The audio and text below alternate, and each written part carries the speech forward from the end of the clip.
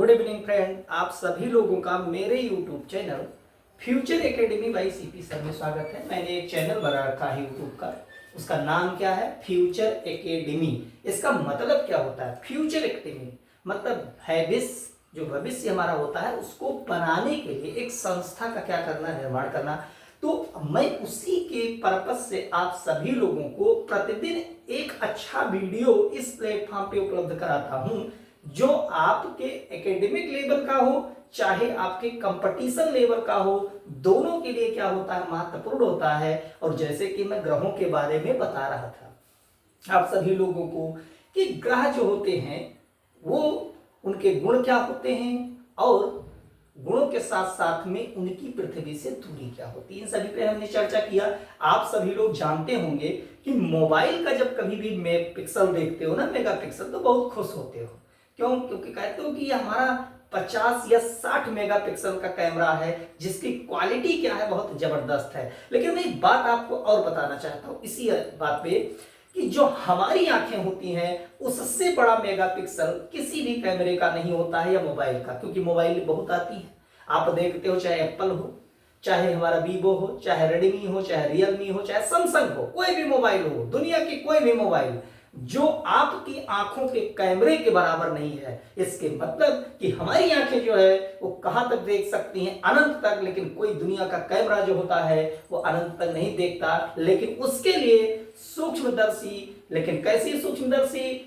Compound मतलब जो होती है सूक्ष्मदर्शी, उसका प्रयोग किया जाता है, क्योंकि सरल सूक्ष्मदर्शी भी आपको पूरा ब्रह्मांड नहीं दिखा सकती।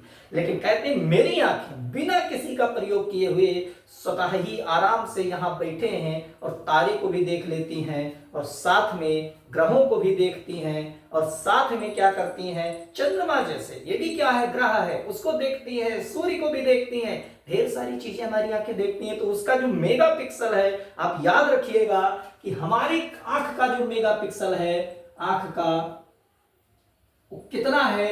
576 मेगापिक्सल, 576 मेगापिक्सल। अब सोचिएगा, दुनिया का कोई कैमरा मेरी आंखों के या मेरी नजरों के सामने टिक नहीं सकता। हमारी नजरें जो है वो बहुत जबरदस्त हैं। लेकिन मैं आज जो एक टॉपिक लेकर के आया हूं कंपटीशन लेवल का, जो बहुत ही महत्वपूर्ण है, जो आप देखे होंगे कोई भी परीक्षा हम देने जाते हैं तो उसमें हमारे ग्रहों के बारे में ढेर सारे क्वेश्चन पूछे जाते हैं। तो आप देखिएगा, आज मेरे सामने दो ग्रह हैं, एक अरुण है और दूसरा क्या है, वरुण है। मैं अरुण और वरुण ग्रहों के बारे में बताना चाहता हूं। इनकी खोज जो की थी अरुण की, उनका नाम था विलियम हैसल, 1781 में खोजा। उन्होंने क्या किया, इसको 1781 में खोजा। मतलब हम लोग आज जान मतलब कर उसको पढ़ रहे हैं कि लगता है कि आज कुछ ही दिनों पहले खोज हुई होगी, लेकिन नहीं, 1781 काफी दिन पहले ही खोज लिया गया। और हम जानते हैं ये तो विज्ञान ने खोजा है, क्योंकि विज्ञान से पहले हमारे बहुत सारे, अगर देखा जाए तो जो हमारे पंडित थे, क्योंकि पंडित को ग्रहों का ज्ञान बहुत जबरदस्त था। क्यों था? क्योंकि उन्होंने वेदों को बहुत अच्छी तरीके से क्या किया, पढ़ा। क्योंकि जो आज की विज्ञान की तकनीक है वो वेदों से ही आई है। किससे आई है? वेद से। क्योंकि वेद पढ़ना सबके बस की बात नहीं है, लेकिन हमारे जो वेदों का अध्ययन करते हैं तो वैज्ञानिकों ने भी उसी वेदों के अध्ययन के द्वारा ही नई नई तकनीकों का क्या किया, निर्माण किया, जो आज क्या है, बहुत प्रचलित है।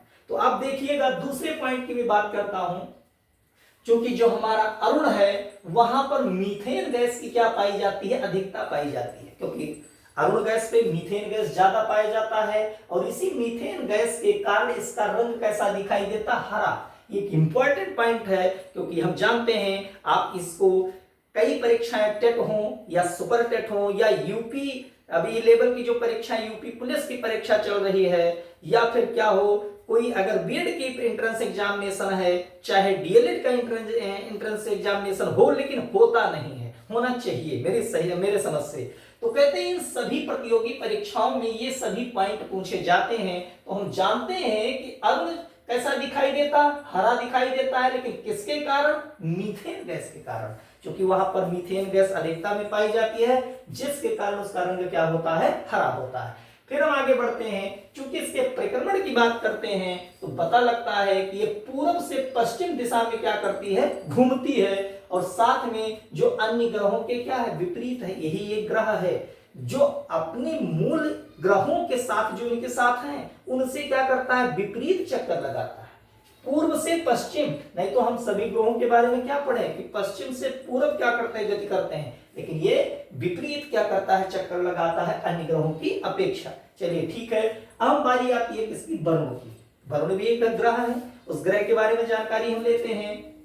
तो कहते हैं कि इसकी खोज जो की किसने की, ली वेरियर वान एडम्स ने की। और कब किया, 1846 में इसको क्या किया, खोजा, काफी समय पहले 1846 में क्या किया, खोजा। और हम लोग अभी निरंतर उसको क्या कर रहे हैं, पढ़ रहे हैं।